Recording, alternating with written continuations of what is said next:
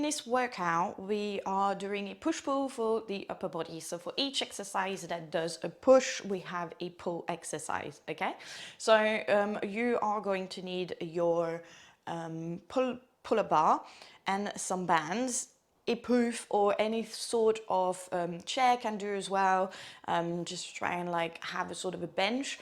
And you can also find some alternatives that I'll be describing. And obviously your pair of dumbbells with the recommended weight that is in your program. Okay, so the first exercise will be your band push down. So remembering that we start a little bit leaning forward, okay?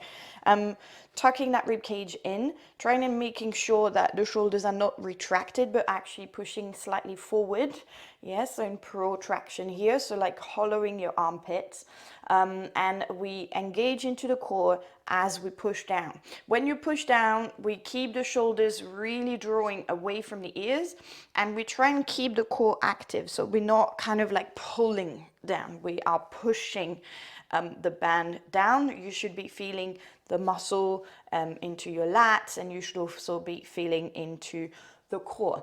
Once you've done your repetitions here, you have the option to do the pull-ups, okay, using the band. Obviously, you can use a stronger band. And you can stay on your stool, yes? So here, you do not have to do straight away into the pull-up, but just try and also find a little bit of strength into the shoulders before you actively try and do the pull-up, okay? So as you pull, once you arrive, you can do a little hold, and then slowly down, 3, 2, 1, okay? If you don't have the band, or if you don't want to use the band, if you want to make it a little bit more exciting for you, you can also change into a jump. Obviously, it's a pull-up bar on a wall and door, so jumping might feel a little bit scary. Personally, I'm avoiding jumping. But if you feel like it's safe, or if you are on a rig, you know, if you're outside on a rig or something, then you can do a little push, hold, and then slowly down, okay?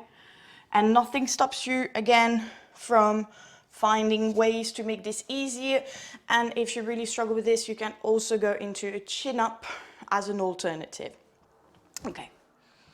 Your second set of exercises are going to be Arnold presses and pullovers. So with the Arnold press, it's a shoulder press, but with a little bit of rotation. We start into a bicep curl and we push into a shoulder press here. So what's important is trying to keep that line as much as possible, and trying to not lean back, engaging into the core, the pelvic floor, and bracing that rib cage in again. Yeah, so we come down and we push up into that rotation, really straightening the arms out. Yeah, trying to avoid having the shoulders kind of rising towards the ears. I like to kind of like find that stability as I arrive at the top before I take it down. And your second exercise is your pullover. So you're going to drop a dumbbell, you're going to use your puff, your stool, or your chair, and you're going to take yourself into the shoulder blades, making sure that your head is resting. You can also use a Swiss ball. I use a Swiss ball, but this isn't the case if you don't have a Swiss ball. Tuck that tailbone under. You can see I'm like really straightening that spine. I'm using my glutes, yeah? I'm holding the dumbbell with my palm facing up this way, in between the thumb and the index finger. I let my dumbbell pull backwards, so it's a nice little stretch. The thing that we want to try and avoid is arching the back, so keep that rib cage kind of in line with the rest of the body. Yeah, so if I'm not careful, I go and take myself out. We try to actively stay into a flexion of the shoulders. This is to gain the strength in the shoulders without compensating through the back. So utilizing your core here and really keeping on bracing that rib cage to keep that line is quite crucial. My tip as well is to imagine that you are pushing the dumbbell away from you as well, and that you're keeping the arms straight. Yes, so we aim to work on our shoulder flexion here, but we want to try and avoid working through the back, okay? Your last exercise, a superset, is going to be a bench press and your bent over row. So with your bench press, you can use the stool or your poof again. It's up to you. If you do not have it, floor press will do, yeah? So doing them on the floor. Otherwise, you can stay on your poof and grab your dumbbells. Same again, this is quite good to help and just perform a simple bench press, again, making sure you kind of tuck the elbows. Imagine that your elbows kind of like are tucked slightly under, not like this, but pushing down your shoulder blade, so into the armpit squeeze. Yeah, so squeezing the armpits down and pushing up.